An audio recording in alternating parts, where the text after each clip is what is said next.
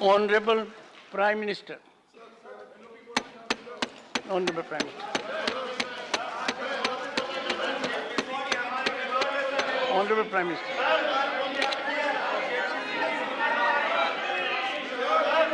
Honorable Prime Minister. आदरणीय सभापति जी, राष्ट्रपति जी के अभिभाषण पर धन्यवाद प्रस्ताव पर जो चर्चा चल रही है, उस चर्चा में शरीक होकर के मैं आदरणीय राष्ट्रपति जी का आदरपूर्वक धन्यवाद करता हूं। आदरणीय राष्ट्रपति जी का अभिनंदन करता हूं।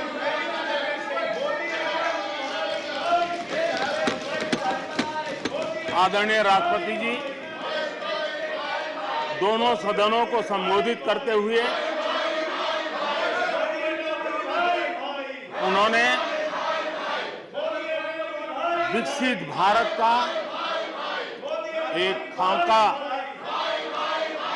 और विकसित भारत के संकल्प के लिए एक रोड मैप को प्रस्तुत किया है।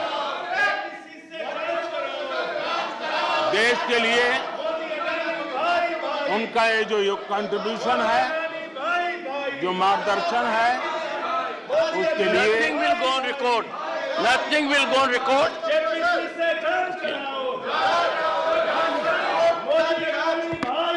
Honorable members, honorable members, honorable members, take your seat. Honorable members, honorable members, honorable members, take your seat. I call upon honorable members to observe decorum and take your seats. Honorable members,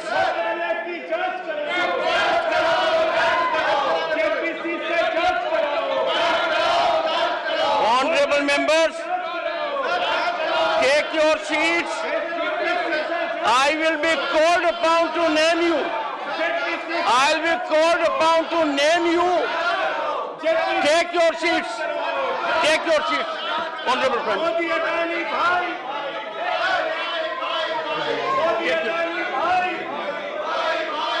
Honorable Prime Minister.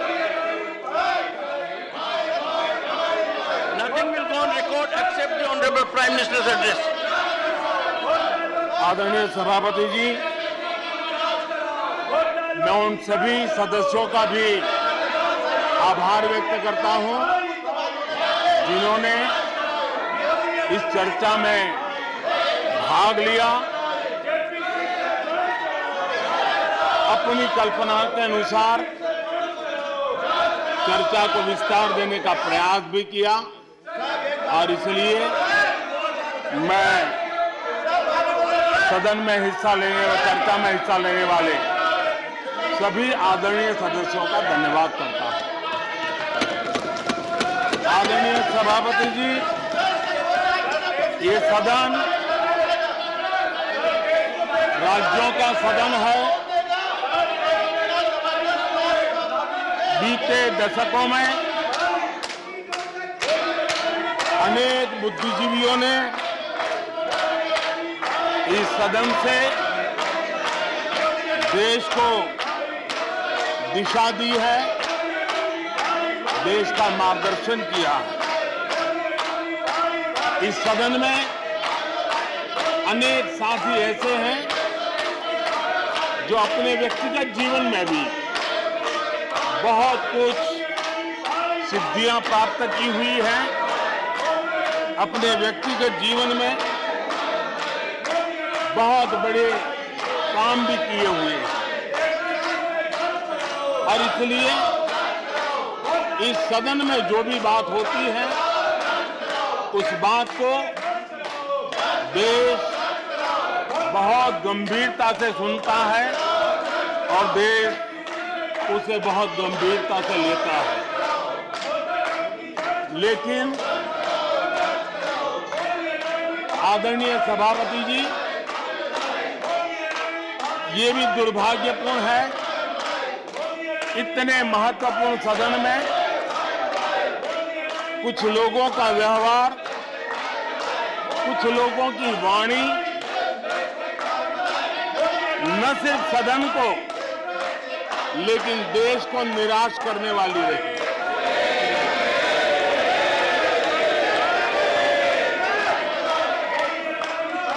इस प्रकार की वृत्ति प्रवृत्ति के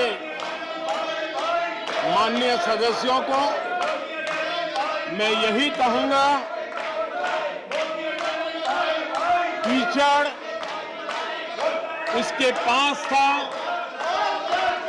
कीचड़ उसके पास था, मेरे पास गुलाल। कीचड़ उसके पास था, मेरे पास गुलाल। जो भी जिसके पास था उसने दिया उछाल।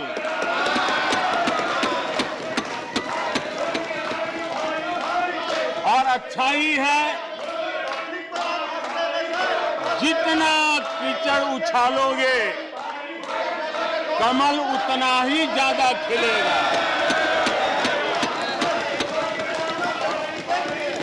और इसलिए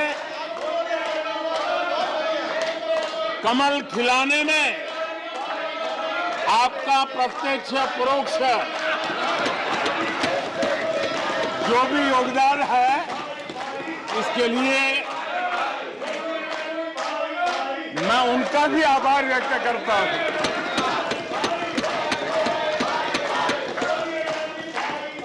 आदरणीय सभापति जी, कल विपक्ष के हमारे वरिष्ठ साथी आदरणीय खड़गे जी ने कहा कि हमने 60 साल में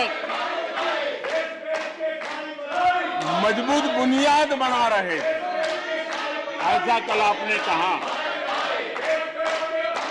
और उनकी शिकायत थी कि बुनियाद तो हमने बनाई और क्रेडिट मोदी ले रहा है। लेकिन आदरणीय सभापति जी, 2014 में आकर के जब मैंने बारीकी से चीजों को बड़ी गहराई से देखने का प्रयास किया, फर्स्ट हैंड इंफॉर्मेशन लेने का प्रयास किया, तो मुझे नजर आया कि 60 साल कांग्रेस के परिवार ने, हो सकता है उनका इरादा मजबूत नींव बनाने का हो, मैं उस पर कोई टिप्पणी करना नहीं चाहता, लेकिन 2014 के बाद आकर के मैंने देखा कि उन्होंने गड्ढे ही गड्ढे कर दिए थे। उनका इरादा नींव का होगा, लेकिन उन्होंने गड्ढे ही गड्ढे कर दिए थे। और आदरणीय सभापति जी, जब वो गड्ढे खोद रहे थे, 6-6 दशक बर्बाद कर दिए थे, उस समय दुनिया के छोटे छोटे देश भी सफलता के शिखरों को छू रहे थे, आगे बढ़ रहे थे।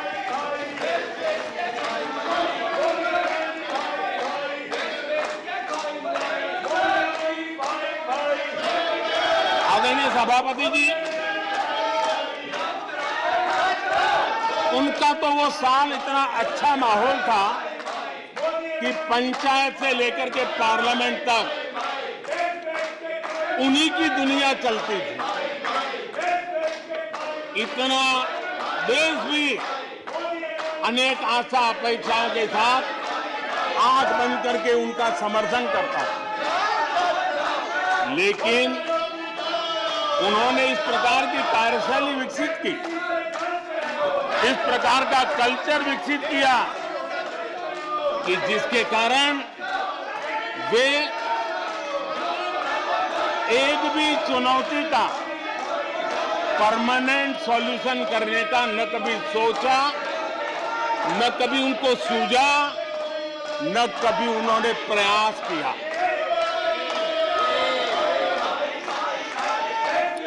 वे बहुत हो हल्ला हो जाता था तो चीजों को छू लेते थे,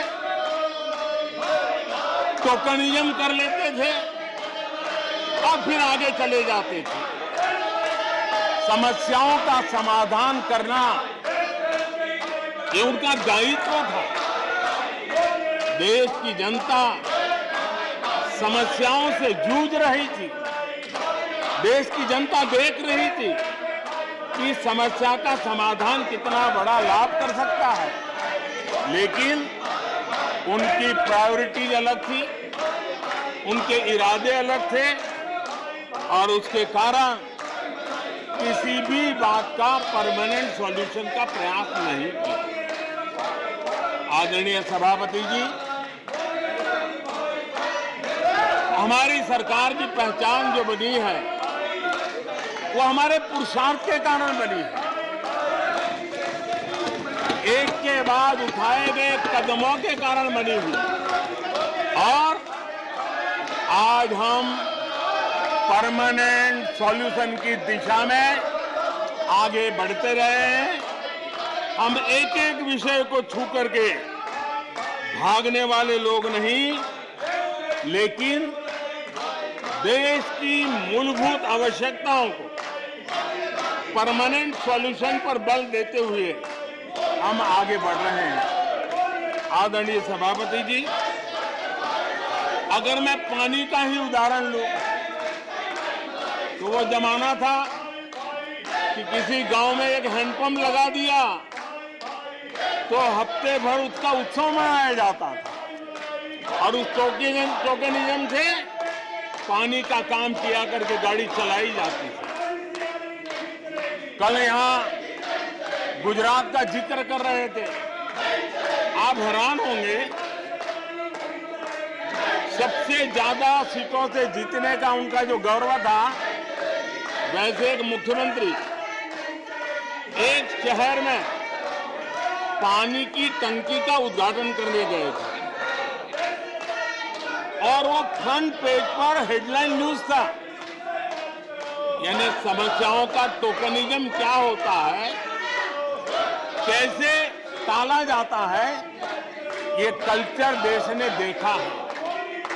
हमने भी पानी की समस्या को सुलझाने के लिए रास्ते अपनाए। हमने जल संरक्षण, जल सिंचन हर पहलू पर ध्यान दिया। हमने कैच द रेन अभियान से जनता को जोड़ा। इतना ही नहीं, आजादी के पहले से अब तक हम सरकार में आने तब तक सिर्फ 3 करोड़ घरों तक नल से जल मिलता था। आदरणीय सभापति जी, पिछले 3-4 साल में आज 11 करोड़ घरों को नल से जल मिल रहा है। भारत पानी की समस्या जो हर परिवार की समस्या होती है, जीवन में उसके बिना चल नहीं सकता और भविष्य के संभावनाओं को भी देखते हुए हमने उसके समाधान के रास्ते चुने। आदरणीय सभापति जी, मैं एक और विषय पर भी जाना चाहता हूं। Empowerment of common people. बैंकों का राष्ट्रीयकरण हुआ था, इस बात से हुआ था कि गरीबों को बैंकों का अधिकार मिले, ऐसी बहानेबाजी की गई थी। लेकिन इस बैंक देश के आधे से अधिक लोग बैंक से दरवाजे तक नहीं पहुंच पाए। हमने परमानेंट सॉल्यूशन निकाला और जनधन अकाउंट का अभियान चलाया। बैंकों को मोटिवेट किया, ऑन बोर्ड लिया। पिछले 9 साल में ही 48 करोड़ जनधन बैंक खाते खोले गए। इसमें 32 करोड़ बैंक खाते ग्रामीण और कस्बों में हुए हैं, यानी देश के गांव तक प्रगति की मिसाल को ले जाने का प्रयास हुआ। कल खड़गे जी शिकायत कर रहे थे कि मोदी जी बार बार मेरे चुनावी क्षेत्र में आते हैं। वो कह रहे थे मोदी जी कलबुर्गी आ जाते हैं। मैं जरा खड़गे जी को कहना चाहता हूं, मैं आता हूं उसकी शिकायत करने से पहले ये भी तो देखो कि कर्नाटका में 1,70,00,000 जनधन बैंक अकाउंट खुले हैं। इतना ही नहीं, उन्हीं के इलाके में कलबुर्गी में 8 लाख से ज्यादा जनधन खाते खुले हैं। अब सभापति जी बताइए, इतने बैंक के खाते खुल जाए, इतना एम्पावरमेंट हो जाए, लोग इतने जागरूक हो जाए और किसी का इतने सालों के बाद खाता बंद हो जाए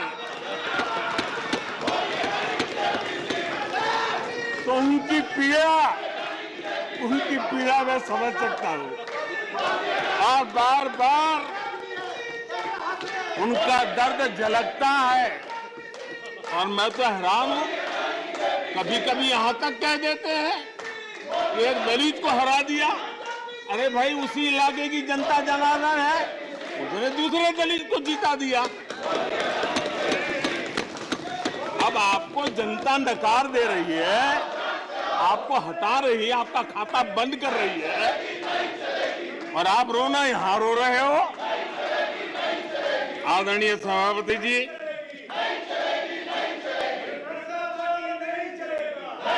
जनधन, आधार, मोबाइल, ये जो त्रिशक्ति है और उसने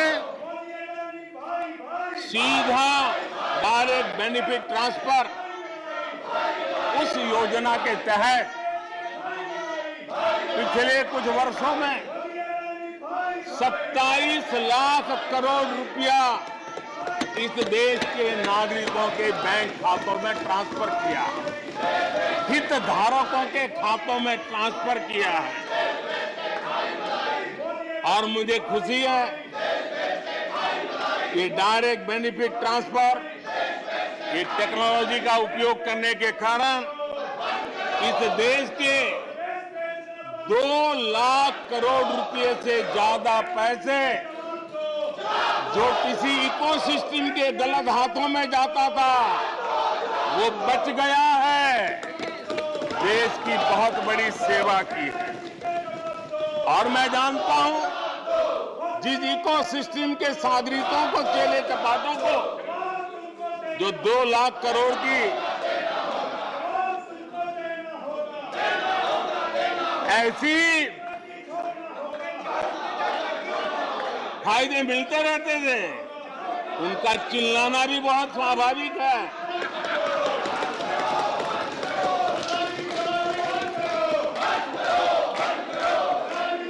आदरणीय सभापति जी, हमारे देश में पहले परियोजनाएं अटकाना, लटकाना, भटकाना, ये उनकी कार्य संस्कृति का हिस्सा बन गया था। यही उनका कार्य करने का तरीका बन गया था। ईमानदार टैक्स पेयर की गाढ़ी कमाई, उसका नुकसान होता था। हमने टेक्नोलॉजी का प्लेटफॉर्म तैयार किया, पीएम गति शक्ति मास्टर प्लान लेकर के आए और 1600 लेयर में डेटा के माध्यम से इंफ्रास्ट्रक्चर को प्रोजेक्ट्स को गति देने का काम हो रहा है। जो योजनाएं बनाने में महीनों लग जाते थे वो आज सप्ताहों के भीतर भीतर उसको आगे बढ़ा दिया जाता है, क्योंकि आधुनिक भारत के निर्माण के लिए इंफ्रास्ट्रक्चर का महत्व हम भली भांति समझते हैं, स्केल का भी महत्व समझते हैं, स्पीड का भी महत्व समझते हैं और टेक्नोलॉजी के माध्यम से परमानेंट सॉल्यूशन और परमानेंट एस्पिरेशन का एड्रेस करने का प्रयास आदरणीय सभापति जी हम कर रहे हैं। आदरणीय सभापति जी, कोई भी जब सरकार में आता है तो देश के लिए कुछ करने के वादे करके आता है, जनता का कुछ भला करने के वादे करके आता है, लेकिन सिर्फ भावनाएं व्यक्त करने से बात बनती नहीं है। आप कह दें कि हम ऐसा चाहते हैं, हम ऐसा चाहते हैं, जैसे कभी कहा जाता था गरीबी हटाओ, 4-4 दशक हो गए हैं, हुआ कुछ नहीं। इसलिए विकास की गति क्या है, विकास की नीयत क्या है, विकास की दिशा क्या है, विकास का प्रयास क्या है, परिणाम क्या है, ये बहुत मायने रखता है। सिर्फ आप कहते रहे कि हम भी कुछ करते थे, इतने से बात बनती नहीं है। आदरणीय सभापति जी, जबकि हम जनता को उनकी प्राथमिकताओं के आधार पर उनकी आवश्यकताओं और जब जनता की इतनी बड़ी आवश्यकताओं के लिए मेहनत करते हैं तो हम पर दबाव भी बढ़ता है, हमें मेहनत भी ज्यादा करनी पड़ती है, हमें परिश्रम भी ज्यादा करना पड़ता है। लेकिन हमने, जैसे महात्मा गांधी जी कहते थे, श्रेय और प्रेय, हमने श्रेय का रास्ता चुना है, प्रिय लग जाए आराम कर लें, वो रास्ता हमने नहीं चुना है। मेहनत करनी पड़ेगी तो करेंगे, दिन रात खपाना पड़ेगा तो खपाएंगे, लेकिन जनता जनार्दन के एस्पिरेशन को चोट नहीं पहुंचने देंगे और उसके एस्पिरेशन सिद्धियों में परिवर्तित हो जाए और देश विकास की यात्रा को पार करे, इसके लिए हम काम करते रहेंगे। इन सपनों को लेकर के चलने वाले हम लोग हैं और हमने वो करके दिखाया। आदरणीय सभापति जी, अब आप देखिए, देश आजाद हुआ तब से 2014 तक 14 करोड़ एलपीजी कनेक्शन थे और लोगों की मांग भी थी। लोग सांसदों के पास जाते थे कि हमें एलपीजी कनेक्शन मिल जाए और उस समय 14 करोड़ घरों में था, डिमांड भी कम थी, प्रेशर भी कम था, आपको गैस लाने के लिए खर्चा भी नहीं करना पड़ता था, आपको गैस पहुंचाने के लिए व्यवस्था, आप भी मजे में, चलती भी गाड़ी, काम होता नहीं था, लोग इंतजार करते रहते थे। लेकिन हमने सामने से होकर के तय किया कि हर घर को एलपीजी कनेक्शन देंगे। हमें मालूम था कि हम कर रहे हैं, हमें मेहनत करनी पड़ेगी, हमें मालूम था हमें धन खर्च करना पड़ेगा, हमें मालूम था हमें दुनिया भर से गैस लाना पड़ेगा। ये सब दबाव की संभावना जानने के बावजूद भी हमारी प्राथमिकता मेरे देश का नागरिक था, हमारी प्राथमिकता हमारे देश के सामान्य लोग थे और इसलिए हमने 32 करोड़ से ज्यादा परिवारों के पास गैस कनेक्शन पहुंचाए। नया इंफ्रास्ट्रक्चर खड़ा करना पड़ा, धन खर्चना पड़ा। आदरणीय सभापति जी, इस एक उदाहरण से आप समझ सकते हैं कि हमें कितनी मेहनत करनी पड़ी होगी, लेकिन हमने आनंद के साथ, संतोष के साथ, गर्व के साथ इस मेहनत को किया और मुझे खुशी है कि सामान्य मानवी को उसका संतोष मिला। इससे बड़ा एक सरकार के लिए संतोष क्या हो सकता है। आदरणीय सभापति जी, आजादी के अनेक दशकों के बाद भी इस देश में 18,000 से ज्यादा गांव ऐसे थे जहां बिजली नहीं पहुंची थी, और ये गांव अधिकतर हमारे आदिवासी बस्ती के गांव थे, हमारे पहाड़ों पर जिंदगी गुजारने वालों के लोगों के गांव थे, जनजातीय से गांव थे, नॉर्थ ईस्ट के गांव थे। लेकिन ये उनके चुनाव के हिसाब किताब में बैठता नहीं था, इसलिए इनकी प्रायोरिटी नहीं था। हम जानते थे ये कठिन काम इन्होंने छोड़ दिए हैं। हमने कहा हम तो मक्खन पे लकीर करने वाले नहीं, पत्थर पे लकीर करने वाले लोग हैं। हम इस चुनौती को भी उठाएंगे, हम इस चुनौती को भी उठाएंगे। और हमने हर गांव में बिजली पहुंचाने का संकल्प उठाया। समय सीमा में 18,000 गांवों में बिजली पहुंचाई, और उस चुनौतीपूर्ण काम करने के पीछे गांवों में एक नई जिंदगी की अनुभूति हुई, उनका विकास तो हुआ, लेकिन सबसे बड़ी बात हुई देश की व्यवस्था पर उनका विश्वास बढ़ा। और विश्वास बहुत बड़ी ताकत होती है। जब देश के नागरिकों का विश्वास बनता है, तब वो लाखों करोड़ों गुना एक सामर्थ्य में परिवर्तित हो जाता है। वो विश्वास हमने जीता है और हमने मेहनत की, हमें मेहनत पड़ी, लेकिन मुझे खुशी है कि उन दूर दराज के गांवों को आजादी के इतने सालों के बाद नई आशा की किरण दिखाई दी, संतोष का भाव प्रकट हुआ, और वो आशीर्वाद आज हमें मिल रहे हैं। आदरणीय सभापति जी, पहले की सरकारों में कुछ घंटे बिजली आती थी, कहने को तो लगता था बिजली आ गई, गांव के बीच में खंभा डाल दिया तो हर साल उसकी संवत्सरी मनाते थे, फलानी तारीख को खंभा डाला गया था, बिजली तो आती नहीं थी। आज बिजली पहुंची इतना ही नहीं, औसत हमारे देश में 22 घंटे बिजली देने के प्रयास में हम सफल हुए। हमें इस काम के लिए नई ट्रांसमिशन लाइनें लगानी पड़ी, हमें नए ऊर्जा उत्पादन के लिए काम करना पड़ा, हमने सौर ऊर्जा की ओर जाना पड़ा, हमें रिन्यूएबल एनर्जी का नए क्षेत्र खोजने पड़े।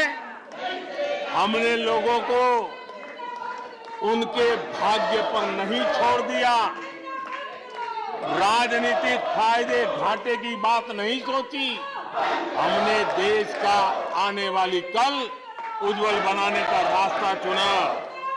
हमने खुद के लिए दबाव बढ़ाया, लोगों की मांग बढ़ने लगी, दबाव बढ़ने लगा, हमने मेहनत वाला रास्ता चुना, और इसके नतीजे आज देश देख रहा है। देश ऊर्जा के क्षेत्र में प्रगति की ऊंचाइयों को प्राप्त कर रहा है। आदरणीय सभापति जी,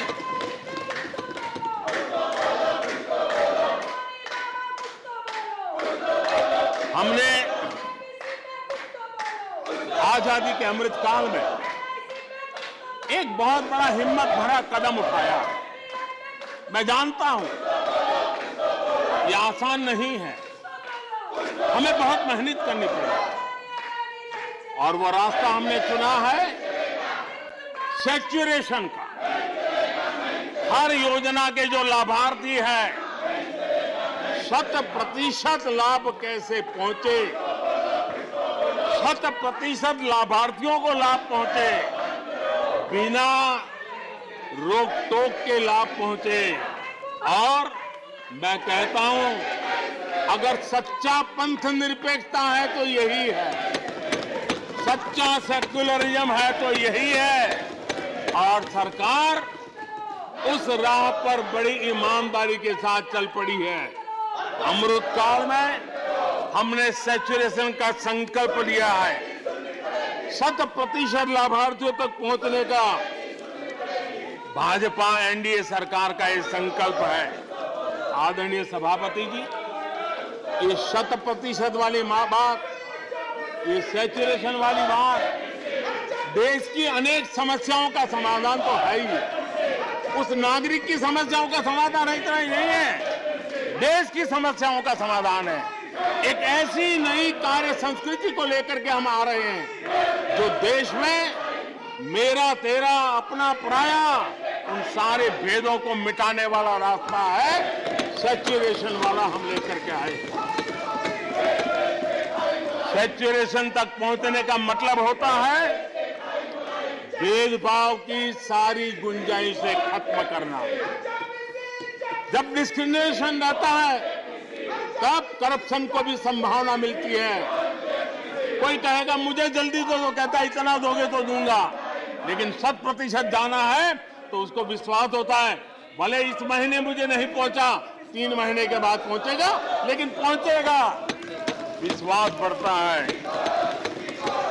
ये तुष्टीकरण की आशंकाओं को समाप्त कर देता है। फलानी जाति को मिलेगा, फलाने परिवार को मिलेगा, फलाने गांव को मिलेगा, फलानी बिरादरी को मिलेगा, फलाने पंथ संप्रदाय वालों को मिलेगा, ये सारी तुष्टीकरण की आशंकाओं को खत्म कर देता है।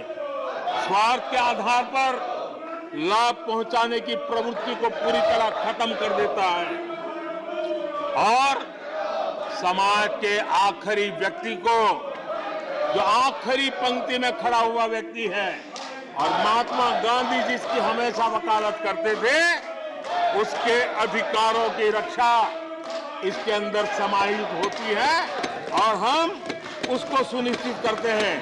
और सबका साथ सबका विकास, ये मतलब यही है कि 100% उनके हकों को पहुंचाना। जब सरकार की मशीनरी का लक्ष्य हर पात्र व्यक्ति तक पहुंचने का हो तो भेदभाव पक्षपात टिक ही नहीं सकता। इसलिए हमारा ये 100% सेवा अभियान सोशल जस्टिस, सामाजिक न्याय, इसका बहुत बड़ा सशक्त माध्यम है। यही सामाजिक न्याय की असली गारंटी है। यही सच्ची पंथ निरपेक्षता है, यही सच्चा सेक्युलरिज्म है। हम देश को विकास का ये मॉडल दे रहे हैं जिसमें हितधारक सबको उनके हक मिले। देश हमारे साथ है। कांग्रेस को बार बार देश नकार रहा है, लेकिन कांग्रेस और उसके साथी अपनी साजिशों से बाज नहीं आते हैं और जनता ये देख भी रही है और उनको हर मौके पर सजा भी देती रही। आदरणीय सभापति जी, हमारे देश की आजादी में 1857 से लेकर के स्वतंत्र संग्राम का कोई भी दशक उठा लीजिए, हिंदुस्तान का कोई भी भूभाग उठा लीजिए, मेरे देश की आजादी की लड़ाई में मेरे देश के आदिवासियों का योगदान स्वर्णिम पुष्प से भरा पड़ा हुआ है।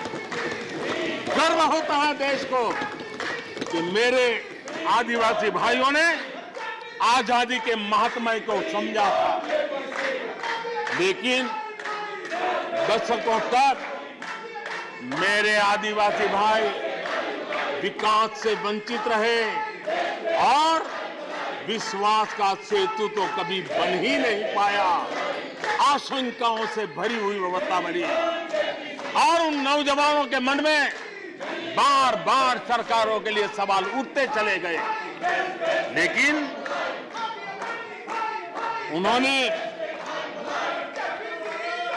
सही नीयत से काम किया होता, नेक नीयत से काम किया होता, आदिवासियों के कल्याण के प्रति समर्पण भाव से काम किया होता, तो आज 21वीं सदी के तीसरे दशक में मुझे इतनी मेहनत नहीं करनी पड़ती। लेकिन उन्होंने नहीं किया। अटल बिहारी वाजपेयी की सरकार थी, पहली बार इस देश में आदिवासियों के विकास के लिए अलग मंत्रालय बना, पहली बार आदिवासियों की कल्याण के लिए, भलाई के लिए, विकास के लिए अलग बजट की व्यवस्था हुई।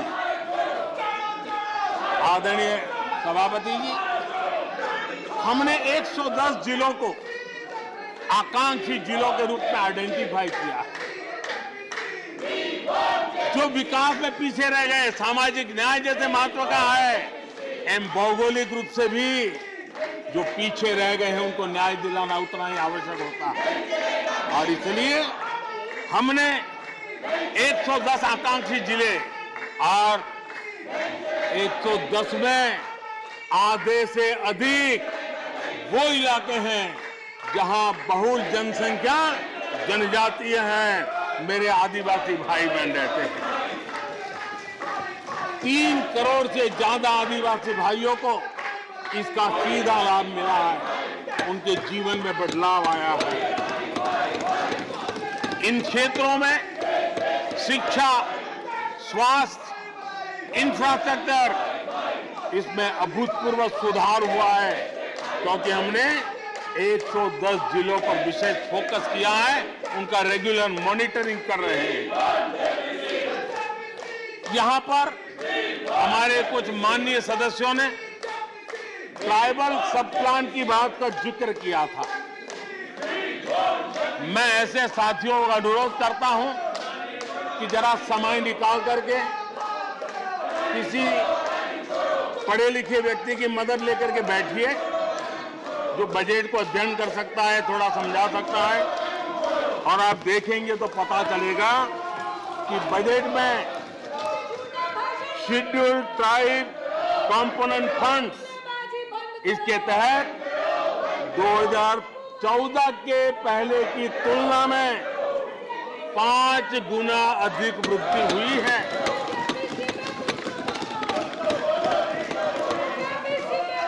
आदरणीय सभापति जी, 2014 के पहले जब उनकी सरकार थी, तब एलोकेशन 20-25 हजार करोड़ रुपए के आसपास रहता था।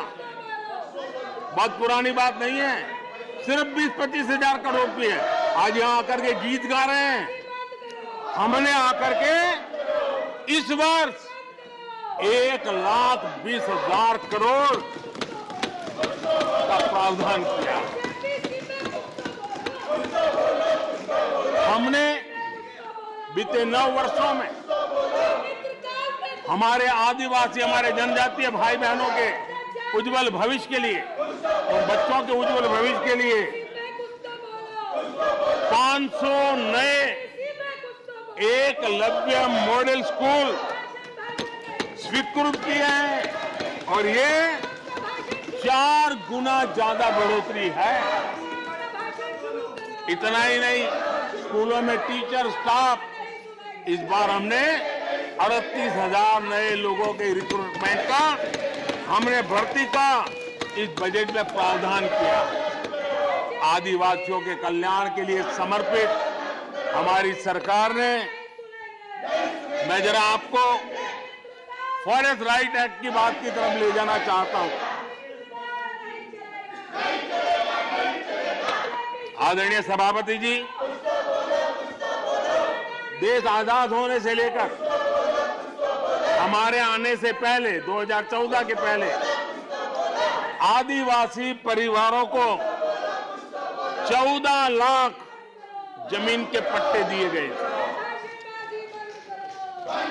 पिछले 7-8 वर्षों में हमने 7 लाख नए पट्टे दिए। यह अभूतपूर्व काम हुआ है। हमारे आने से पहले 23,000 सामुदायिक पट्टे दिए गए थे। 23,000। हमारे आने के बाद 80,000 से अधिक सामुदायिक पट्टे दिए गए हैं। लिप सिंपैथी बता करके आदिवासियों की भावनाओं के साथ खेलने के बजाय अगर कुछ किया होता तो आज मुझे इतनी मेहनत न करनी पड़ती और ये काम पहले आराम से हो जाता, लेकिन ये उनकी प्रायोरिटी में नहीं था। आदरणीय सभापति जी, इनकी अर्थनीति, उनकी समाज नीति, उनकी राजनीति वोट बैंक के आधार पर ही चलती रही और उसके कारण समाज की जो बेसिक ताकत होती है, स्वरोजगार के कारण देश की आर्थिक गतिविधि बढ़ाने वाला जो सामर्थ्य होता है, इन्होंने हमेशा नजरअंदाज कर दिया। उनको वो इतने छोटे लगते थे, इतने बिखरे हुए लगते थे तो उसका उनको कोई मूल्य ही नहीं था। जो छोटे छोटे काम में जुड़े हुए, जो स्वरोजगार के ऊपर समाज पर बोझ बने बिना समाज में कुछ न कुछ वैल्यू एडिशन करते हैं, उनके प्रति दुर्लक्ष्य किया गया। छोटे काम में जुटे इन करोड़ों लोगों को भुला दिया गया। मुझे गर्व है कि मेरी सरकार ने रेहड़ी वाले, ठेले वाले, फुटपाथ पर व्यापार करने वाले लोगों की सुन ले, ब्याज के चक्कर में जिनके जीवन तबाह हो जाते थे, दिन भर का पसीना ब्याज खोरों के घर जाकर के चुकाना पड़ता था, उन गरीबों की चिंता हमने की, उन रेहड़ी ठेले पटरी वालों की चिंता हमने की। और आदरणीय सभापति जी, हमने इतना ही नहीं, हमारे विश्वकर्मा समुदाय जो समाज निर्माण के अंदर एक भूमिका देते हैं, जो अपने हाथ से औजार की मदद से कुछ न कुछ सृजन करते रहते हैं, समाज की आवश्यकताओं की बहुत बड़ी मात्रा में पूर्ति करते हैं। चाहे हमारा बंजारा समुदाय हो, चाहे हमारे गुमंत जाति के लोग हैं, हमने उनकी चिंता करने का काम किया है। पीएम स्वनिधि योजना हो, पीएम विश्वकर्मा योजना हो, जिसके द्वारा हमने समाज के इन लोगों की मजबूती के लिए काम किया है, उनके सामर्थ्य को बढ़ाने के लिए काम किया। आदरणीय सभापति जी, आप तो स्वयं किसान पुत्र हैं। इस देश के किसानों के साथ क्या बीती है, ऊपर के कुछ एक वर्ग को संभाल लेना और उन्हीं से अपनी राजनीति चलाए रखना, यही सिलसिला चला। इस देश की कृषि की सच्ची ताकत छोटे किसानों में है। 1 एकड़ 2 एकड़ भूमि का वो बड़ा मुश्किल से 80-85% इस देश का ये वर्ग है। इन छोटे किसान उपेक्षित थे, उनकी आवाज कोई सुनने वाला नहीं था। हमारी सरकार ने छोटे किसानों पर ध्यान केंद्रित किया, छोटे किसानों को फॉर्मल बैंकिंग के साथ जोड़ा। आज साल में 3 बार सीधे पीएम किसान सम्मान निधि छोटे किसान के खाते में जमा होती है। इतना ही नहीं, हमने पशुपालकों को भी बैंकों से जोड़ा, हमने मछुआरों को बैंकों से जोड़ा और उनको ब्याज में रियायत दे करके उनके आर्थिक सामर्थ्य को बढ़ाया ताकि वो अपना व्यवसाय विकसित कर सके, अपने क्रॉप पैटर्न को बदल सके, अपने उत्पादित किए हुए माल को रोक करके उचित दाम मिलने पर बाजार में ले जा सके। उस दिशा में हमने काम किया। आदरणीय सभापति जी, हम जानते हैं हमारे देश के बहुत सारे किसान ऐसे हैं कि जो बरसाती पानी पर उनको गुजारा करना पड़ता है। सिंचाई की व्यवस्था ये पिछली सरकारों ने की नहीं। हमने और देखा है कि ये छोटे किसान पानी बरसाती के भरोसे जीने वाले, मोटे अनाज की खेती करते हैं, पानी होता नहीं है। ये मोटे अनाज की खेती करने वाले किसानों को हमने विशेष स्थान दिया। हमने यूएन को लिखा कि मिलेट ईयर मनाइए, दुनिया में भारत के मोटे अनाज की एक ब्रांडिंग बने, मार्केटिंग बने, और उसके सुविचारित रूप से अब उस मोटे अनाज को श्री अन्न के रूप में, जैसे श्रीफल का महात्मा है, वैसे ही श्री अन्न का महात्मा बने और छोटे किसान जो पैदावार करते हैं उनको उचित दाम मिले, ग्लोबल मार्केट मिले, देश में क्रॉप पैटर्न में परिवर्तन आए। और इतना ही नहीं, ये मिलेट सुपरफूड है, पोषण के लिए बहुत बड़ी ताकत है। हमारे देश के नई पीढ़ी को पोषण की समस्या के समाधान में भी ये काम आए, जो मेरे छोटे किसान को भी मजबूत करेगा। हमने फर्टिलाइजर में भी अनेक नए विकल्प डेवलप किए हैं, उसका भी लाभ मिल रहा है। आदरणीय सभापति जी,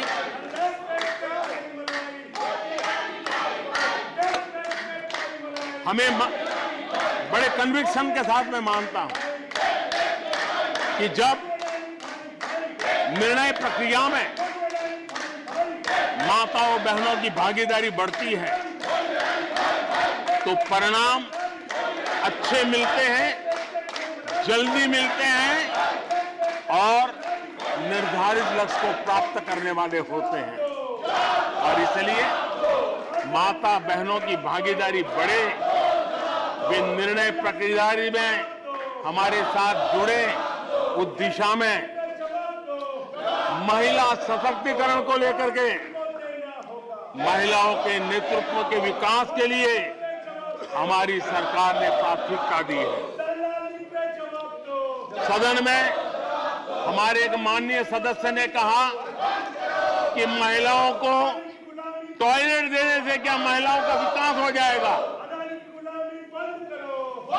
हो सकता है उनका ध्यान सिर्फ टॉयलेट पे गया हो, वो उनकी कठिनाई होगी, लेकिन मैं जरा बताना चाहता हूं, मुझे इस बात का गर्व है और मैं गर्व अनुभव करता हूं, क्योंकि मैं राज्य में रह करके आया हूं, मैंने गांव में जिंदगी गुजार के आया हूं। मुझे गर्व है कि 11 करोड़ शौचालय बना करके मैंने मेरी माताओं बहनों को इज्जत कर दिया है। मुझे इस बात का गर्व है। हमारी माताओं बहनों, हमारी बेटियों के जीवन चक्र की तरफ जरा नजर करें। हमारी सरकार माताओं बहनों के सशक्तिकरण के लिए कितनी संवेदनशील है, उसकी तरफ मैं जरा ध्यान आकर्षित करना चाहता हूं। और जिनको सिर्फ टॉयलेट पे ही सोच अटक गई थी, वो जरा कान खुल करके सुने, ताकि आगे जाकर ये बताने में उनको सुविधा होगी। गर्भावस्था के दौरान शिशु को पौष्टिक खाना मिले, इसके लिए हमने मातृ वंदना योजना चलाई और इसके लिए प्रेगनेंसी के समय